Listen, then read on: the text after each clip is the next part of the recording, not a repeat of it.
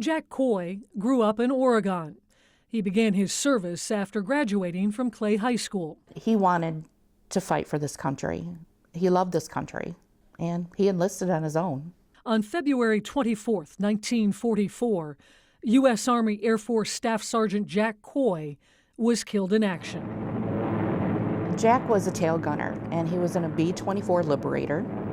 Shawnell Johns is Jack's great niece.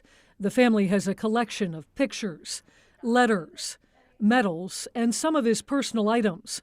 Shawnell and a number of other family members have worked hard to keep his story alive through the generations. Everything, everything I touch of his, I feel like I know him.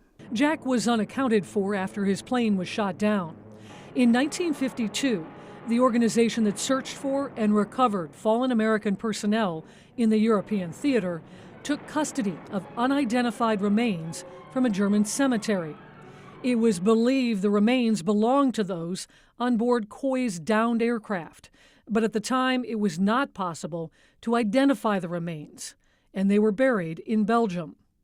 Fast forward to 2021, the remains were exhumed and taken to the Defense POW MIA Accounting Agency lab for analysis.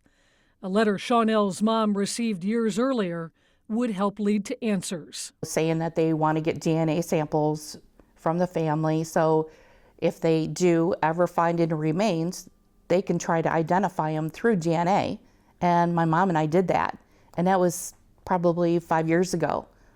So I'm just proud that I was part of it.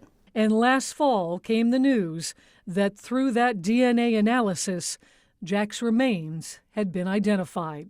I was speechless at first. I was like, oh my God, they finally did it. They finally found him, and he gets to come home.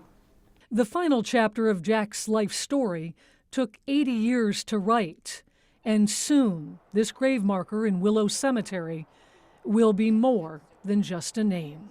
I mean, our whole family is just thrilled that he finally gets to come home and have a proper burial.